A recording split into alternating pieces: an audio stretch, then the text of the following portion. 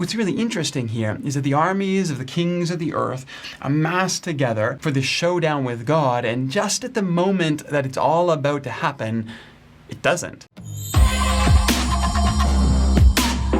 All right, in the second cycle of Revelation, we talked about politics, how we view the world, and how God overcomes our desire for vengeance and violence to replace it with something better, the idea of nonviolent transformation. In the third cycle of Revelation, God is going to show us how even the cosmos, our concepts of evil and brokenness and violence, are going to be transformed. And to look at that, let's look at one of the images in this final cycle of Revelation. Let's look at the Battle of Armageddon. Now, Armageddon is such a famous word. I mean, we love this word, right? There was a movie about it, not a very good one, but a movie nonetheless. I mean, Armageddon has come to mean the end of the world, or at least some kind of large-scale global battle in which there will be all kinds of death and suffering.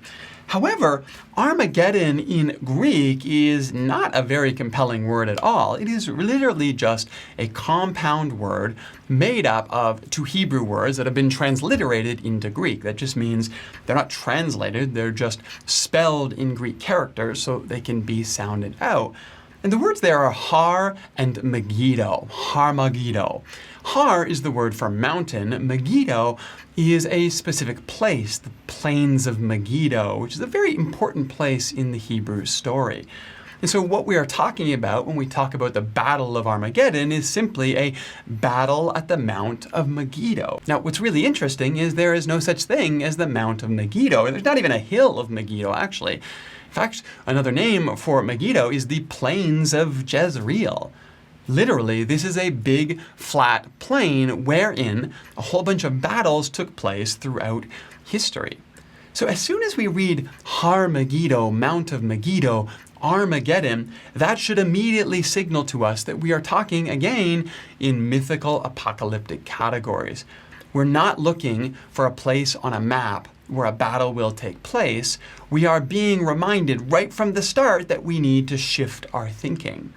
And the way that this is happening is because the pairing of mountain and Megiddo is going to conjure up a lot of different images in the Jewish imagination. Megiddo is where the Egyptian Pharaoh Thutmose III fought a huge battle against an alliance of Canaanite troops.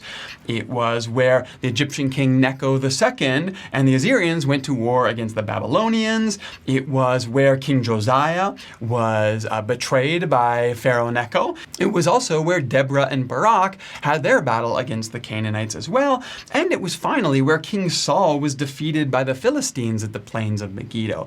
There's a lot of history going on here and a lot of different battles that are going to be conjured up by using that word. But by pairing it with Har, by pairing it with mountain, we automatically shift it not from the place, but from the idea or the experience of battle. And one of the better examples I can think of to talk about this would be to talk about ground zero, to talk about the idea of evil meeting its ground zero. When I use that language, I'm Canadian, but even when I use that language, immediately my mind goes to the Twin Towers in New York. But when I say it that way, the place where evil meets its ground zero, I don't imagine that happening at an intersection in New York City. I imagine the scope and the scale, the meaning of that history now attached to something cosmic. That's something very similar to what's going on with this language of Armageddon. All of the history, all of the battles, all of the suffering throughout Jewish history now made mythical, now made cosmic. And that's what the writer's trying to get at here. Evil is about to have a showdown with God, and it's going to happen at the most mythical place you can imagine. But what's really interesting here is that the armies of the kings of the earth amass together for this showdown with God, and just at the moment that it's all about to happen, it doesn't. There really is no battle here. What happens here is that a rider on a white horse appears. It says this: he judges with justice and wages war. He is dressed in a robe dipped in blood, and his name is the Word of God. He wields a sword that comes from his mouth. And this is it. This is our Rambo Jesus, who shows up like John Wick to slaughter the armies of the world. But there's a couple things that are going on here that are really important and that make sense once we understand that this is not a battle that takes place at a location in the earth, but instead a mythical narrative that pulls us into the orbit of God's story. And we're going to notice a few things here right off the bat when we see this rider. And this is clearly Jesus. He shows up on a white horse. He's named the Word of God, the Logos, from the Gospel of John, and he judges with justice. Now, a couple things. What's interesting here is that word justice is actually the word dikaiosune in Greek, and that's the word righteousness. There's sort of this quirk of the English language where we talk about doing what is right in the world as justice and doing what is right religiously as righteousness. That is not a distinction or a bifurcation that the biblical languages, either Hebrew or Greek, make. In fact, it's not a distinction that most other languages make. Spanish and French keep it all together the way Greek and Hebrew do. It's only in English that we're predisposed by our language to imagine that doing what is right in the world is different from doing what is right in the eyes of God or religiously. And so here when we read that Jesus judges with dikaiosune, what we should not be hearing is justice in some kind of harsh capital punishment kind of category. What we should be hearing is doing what is right with righteousness, with justice, with compassion, with grace, because all of that is part of righteousness. And then we look at how he judges. He does that with a sword that comes from his mouth. Now, first of all, you have to almost willfully reject the biblical story here if you want to imagine Jesus with a sword in his hand, riding around, lopping off heads. Because very clearly the idea of a sword from one's mouth is meant to reflect the testimony of that person. You see Paul use that imagery in Ephesians. You see the Psalms and the book of Isaiah use that imagery when it talks about our witness and our testimony in the world. In fact, you even see Revelation use that language earlier in the 7 letters where it talks about Jesus judging from the sword that comes from his mouth. And so the sword that comes from his mouth is his witness in the world, who he is, his character lived out. And what does that look like? Well, it looks like his sacrifice, because this rider on the white horse shows up at the battle covered in blood.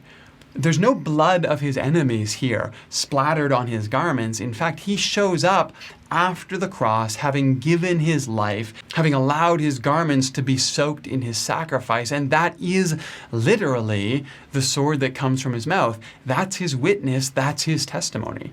I come in nonviolence. I come in the sacrifice of the cross. And in that, I will overcome the world. And that's exactly what happens.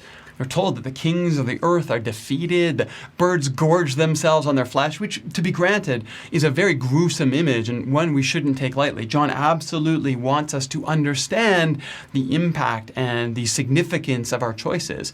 If we oppose God, if we oppose the nonviolence of the world, that will lead to our ruin. Jesus says, if you live by the sword, you will die by the sword. There are consequences for living violently in the world.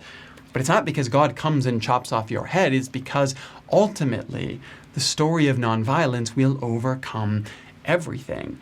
And you will succumb to the destruction you have brought on yourself by choosing the path of violence. But what's really interesting here, more than all of this, I think, is the way that John is subverting, is changing, transforming our imagination of justice here. Because this imagery of one who rides in on a white horse wielding a sword to battle the forces that oppose God is taken directly from Isaiah. Let me read you a passage from Isaiah 63. It says, "Who is this coming from Edom, from Bozrah, with his garments stained crimson? Who is this robed in splendor, striding forward in the greatness of his strength? It is I, proclaiming victory, mighty to save." That's exactly the image that we're seeing here in Revelation.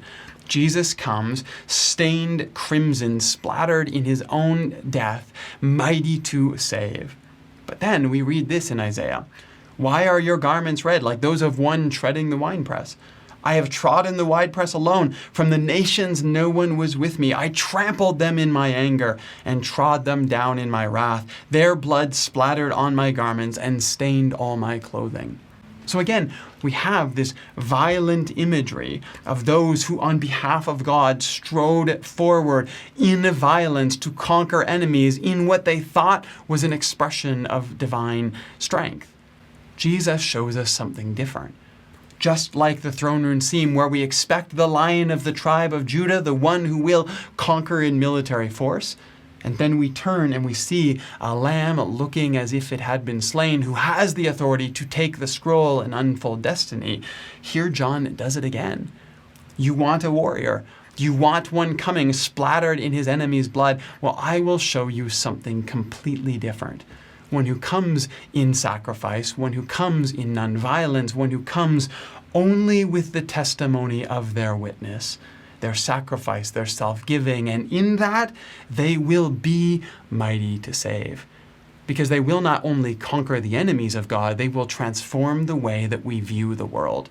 And in that we will, all of us, be welcomed into the goodness of God that is the final expression of the new Jerusalem that comes to meet us. Heaven is not this place we are taken away to. Heaven is the expression of God that comes to meet us, to greet us, to transform us and redeem us. And that's exactly what John is showing us here. That the cosmos is changed, that the story is won by the victory of Jesus that is displayed to us on the cross. And when we align ourselves with that story, in the grace and the goodness and the nonviolence of Jesus, we can overcome the world as well. Even though there is a cost to that at times, we will participate in the transformation of the cosmos.